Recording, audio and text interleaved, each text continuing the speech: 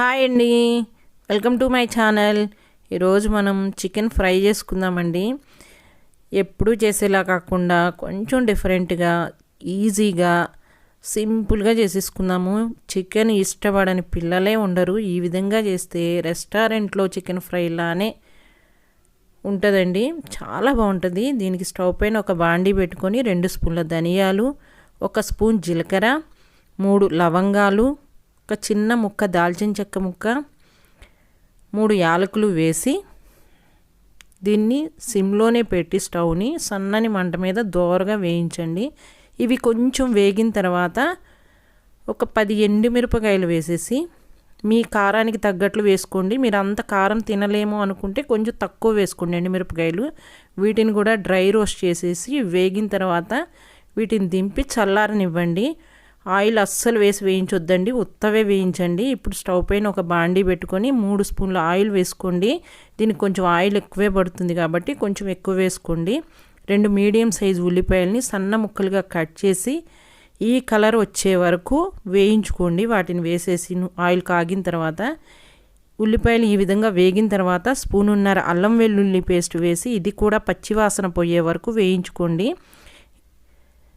ఇది వేగిన తర్వాత నేను 3/4 కేజీ చికెన్కి చూపిస్తున్నాను.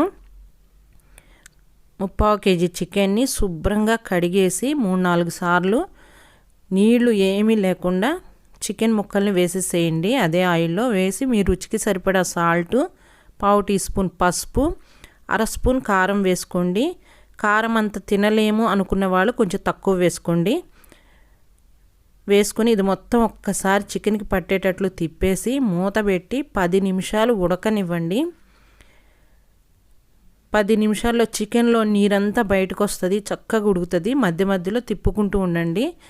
ఈలోపు మనం ఈ ఆరిపోయిన మసాలాలు ఉన్నాయి కదా, ఇవి చల్లగా ఆరిపోవాలండి. వీటిని ఒక్కసారి మిక్సీ జార్లో వేసుకొని ఈ విధంగా మెత్తగా చేసుకొని తర్వాత ఒక 6-7 వెల్లుల్లి రెమ్మలు వేసి ఇంకొకసారి తిప్పండి.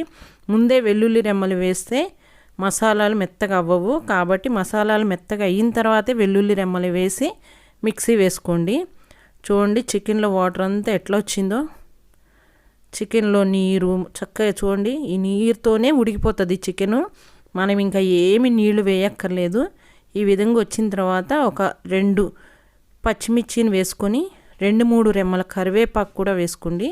ఈ కరివేపాకు మాత్రం కొంచెం ఎక్కువ వేసుకోండి. ఈ ఫ్రైకి కరివేపాకే రుచి అండి, మంచి రుచి ఇస్తుంది కరివేపాకు.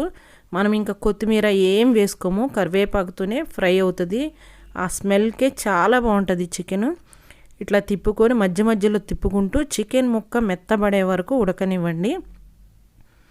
చికెన్ ముక్క కొంచెం మెత్తగా అయిపోయింది అనుకున్నప్పుడు మనం పొడి చేసి పెట్టుకున్న మసాలాని వేసేసి ఇప్పుడు స్టవ్ని సిమ్లోనే పెట్టి ఇది మొత్తం ఒకసారి తిప్పుకొని ఈ వాటర్ అంతా అందులో చికెన్లో నీరంతా డ్రై అయ్యే వరకు వేయించుకోండి. ఈ మసాలాలు ఆ నీరుతోటి వేగిపోతే చాలా రుచిగా ఉంటుంది. ఈ విధంగా డ్రై అయిపోవాలి, ఇంతవరకు వేయించుకోండి. చికెన్ చక్కగా ఉడికిపోతుందండి, అస్సలు వాటర్ వేయక్కర్లేదు. అంతే అండి. చూడండి చికెన్ ఎంత బాగుందో, చూస్తుంటేనే నోరు ఊరిపోతుంది. మీరు ఒకసారి ట్రై చేసి చూడండి. నా రెసిపీ కనుక మీకు నచ్చినట్లయితే నా ఛానల్ని సబ్స్క్రైబ్ చేయండి, లైక్ చేయండి, షేర్ చేయండి, పక్కనున్న బెల్ బటన్ని క్లిక్ చేయండి.